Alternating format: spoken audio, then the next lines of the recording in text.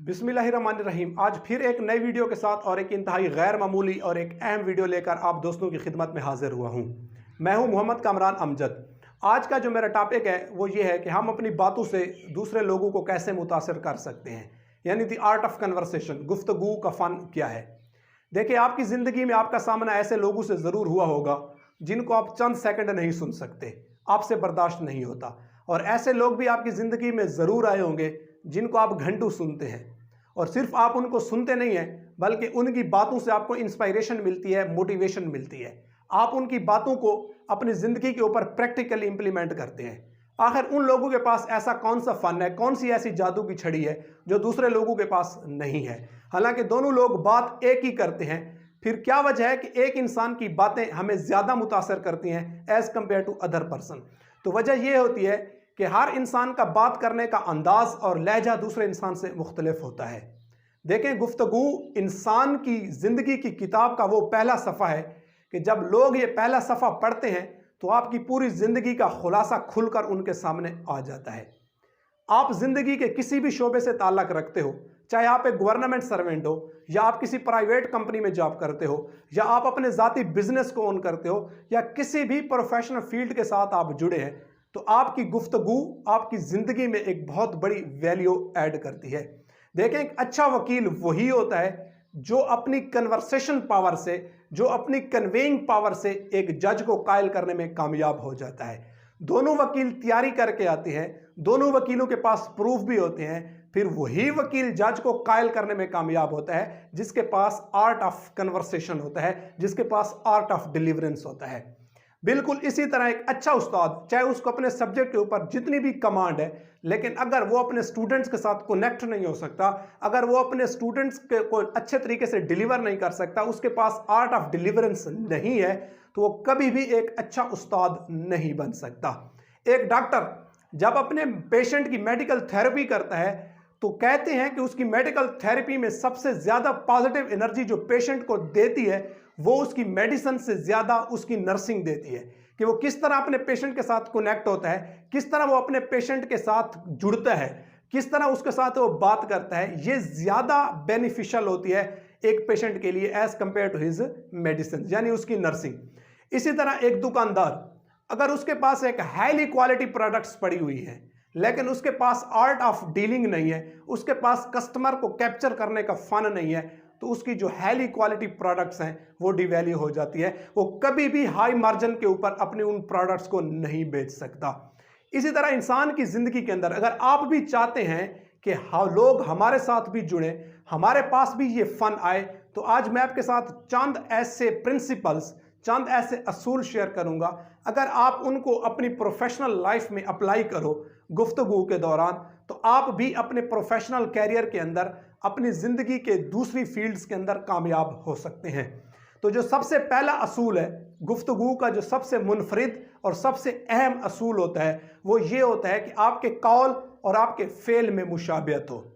इसकी सबसे बड़ी एग्जाम्पल्स हमारे पास इस कायनात की जो सबसे बड़ी इंस्पायरेशन है, होली प्रॉफिट हज़रत मोहम्मद सल्लल्लाहु अलैहि वसल्लम।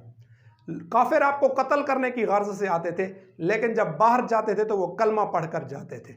यानी आपके पास क्योंकि वो आपसे इंस्पायर होते थे। इंस्पायर क्यों होते थे वो आपसे?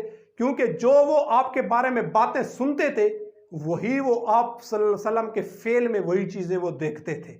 आपके कौल और आपके फेल में मुशाबियत थी। अगर आपके कौल और आपके फेल में जो बात आप कर रहे हैं आप उसको अपनी लाइफ के ऊपर इंप्लीमेंट नहीं करते, तो कभी भी आपकी गुफ्तगू में असर नहीं होगा। अगर एक बाप खुद सोया हुआ है देर तक और अपने बच्चे को ये नसीहत करता है और घर वालों को ये नसीहत करता है कि सुबह सवेरे उठकर नमाज पढ़ा करो, और ख़ुद देर तक सोता है, आप खुद सोचें, क्योंकि उसका फेल वो नहीं है तो उसकी बात में कितना असर होगा। क्या घर वाले, क्या उसका बेटा उसकी बात मानेगा, उसका असर लेगा, उससे मुतासिर होगा? क्या वो अपने बाप को आइडियलाइज करेगा? कभी भी नहीं। इसलिए क्योंकि उसका जो कौल है वो उसका फेल नहीं है। तो इसलिए ज़रूरी चीज़ ये होता है कि जो आपका कौल है वही आपका फेल हो। तो ये सबसे पहला असूल आपने गुफ्तगू के अंदर अपनाना है। उसके बाद जो दूसरा असूल है, अक्सर लोगों को आपने देखा है कि जब वो गुफ्तगू करते हैं तो वो अपनी तारीफ़ें बहुत ज़्यादा करते हैं। वो अपने आप को बार बार स्पेसिफाई करते हैं, मैंने ये किया, मैंने वो किया, ये सब काम मैंने किए हैं, ये मेरा कारनामा है। यानी वो बार बार खुद को अपने आप को स्पेसिफाई कर रहा होता है। एक रिसर्च बताती है कि दुनिया के अंदर सबसे ज्यादा बोले जाने वाला लफ्ज मैं है, यानी आई, मैं। हर बंदा अपनी तारीफ करता है। आप देखें, अगर आप अपनी तारीफों के पुल बांधोगे लोगों के सामने तो लोग कभी भी आपसे मुतासिर नहीं होंगे, कोई भी आपको नहीं सुनना चाहेगा। लोग आपसे आपकी तारीफ नहीं सुनना चाहते, लोग आपसे यह सुनना चाहते हैं कि आपके पास लोगों के लिए क्या है, आप लोगों को क्या फायदा पहुंचा सकते हैं। इसलिए आप according to the nature of your audience आपने बोलना होता है। बार बार जब आप अपनी तारीफों के पुल बांधोगे तो कोई भी आपसे मुतासिर नहीं होगा। यह दूसरा प्रिंसिपल गुफ्तगू के दौरान। उसके बाद जो तीसरा प्रिंसिपल और बहुत अहम प्रिंसिपल है वो ये है कि if you want to become a good speaker, if you want to become a inspirational expert, you must have to be a good listener. कहने का मतलब यह है कि अगर आप अपनी जिंदगी में एक अच्छे इंस्पायरेशनल स्पीकर बनना चाहते हैं, अगर आप चाहते हैं कि लोग आपकी बात सुने, तो आपको एक अच्छा सुनने वाला इंसान बनना पड़ेगा।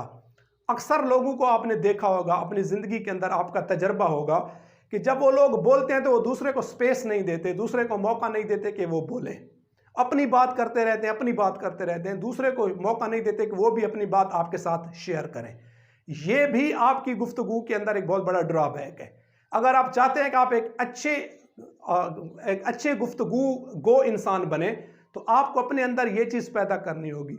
आपको दूसरे के सवालों को सुनना होगा, आपके दूसरे लोगों के प्रॉब्लम्स को शेयर करना होगा, तब ही जाकर लोग आपकी बात सुनेंगे, जब आप लोगों को स्पेस देंगे। अक्सर लोग, जब लोग उनके ऊपर क्वेश्चन फेंकते हैं तो वो अपने टेम्पर लूज कर देते हैं, वो हाइपर हो जाते हैं। क्यों? क्योंकि वो क्वेश्चन उनकी एक्सपेक्टेशंस के अगेंस्ट होता है। आप कभी भी इस तरह एक अच्छे स्पीकर, आप कभी भी इस तरह आप लोगों को मुतासिर अपनी बातों से नहीं कर सकते अगर आपके अंदर ये सलाहियत नहीं है। तो इसलिए अगर आप एक अच्छे स्पीकर बनना चाहते हैं, आप चाहते हैं कि लोग आपके साथ जुड़े, आपकी बात सुने, तो पहले आप लोगों की बात सुने। ये तीसरा असूल। उसके बाद जो आखिरी असूल है, जो चौथा असूल है, वो ये है कि कम बोले और बामकसद बोले। जैसे कहते हैं ना कि खामोशी भी गुफ्तगू का एक फ़न है, खामोशी की भी एक अपनी ज़ुबान होती है। यहाँ पर खामोशी का हरगिज़ ये मतलब नहीं है कि आप बिल्कुल चुप रहें। खामोशी का मतलब ये होता है कि आप वहाँ बोले जहाँ पर आपको बोलने की ज़रूरत है, जहाँ पर आपको लगता है कि अब यहाँ पर मुझे बोलना चाहिए। देखें, आपके घर के अंदर अगर कोई ऐसा बंदा है, आपके पेरेंट्स में से, आपके बहन भाइयों में से, जो अक्सर बोलता रहता है, चिल्लाता रहता है, गुस्सा करता रहता है हर वक्त, कुछ अरसे के बाद घर वालों को उसकी नेचर का पता चल जाता है कि इसकी आदत बन चुकी है, ये ऐसे बोलता रहेगा, तो वो उसकी बातों के ऊपर कान नहीं धरते। वो जितना भी चिल्लाता है, बोलता है, वो घर वाले उसकी बात के ऊपर तवज्जो भी नहीं देते, क्योंकि उनको पता चल जाता है कि इसकी आदत है। लेकिन अगर कोई ऐसा बंदा आपके घर में मौजूद है जो बहुत कम बोलता है, लेकिन जब बोलता है तो बामकसद बोलता है और मौके की मुनासबत से बोलता है, तो जैसे ही वो बोलता है तो पूरे घर वाले उसकी तरफ मुतवज्जे होते हैं, क्योंकि उनको पता होता है कि ये बहुत कम बोलता है, लेकिन जब बोलता है तो इसकी बात में कुछ ना कुछ असर होता है, इसकी बात में ज़रूर कुछ ना कुछ नसीहत होती है। तो इसलिए कोशिश करें कि जहाँ पर आप अपनी ज़रूरत महसूस करते हो कि यहाँ पर मुझे बोलना चाहिए, वहाँ पर बोलें। अगर आपको नहीं लगता कि आपको वहाँ पर बोलने की ज़रूरत है, तो फिर वहाँ पर आपकी खामोशी आपको ज़्यादा मुतासर कुन इंसान बना सकती है एज़ कम्पेयर टू कि अगर आप अपने आइडियाज़ शेयर करना शुरू कर दें। तो मैं उम्मीद करता हूँ कि ये 4 आइडियाज़, ये 4 सजेशंस आपको ज़रूर पसंद आई होंगी। अगर आप चाहते हैं कि आपकी ज़िंदगी में आप कामयाबियाँ समेटें या लोग आपसे मुतासर हों, लोग आपको अच्छे लफ्ज़ों में याद करें, तो इन 4 असूलों को अपनी ज़िंदगी में ज़रूर अप्लाई करें। इंशाअल्लाह कामयाबी ज़रूर आपका मुकद्दर बनेगी। वमा अलैना इल्लल बलाग।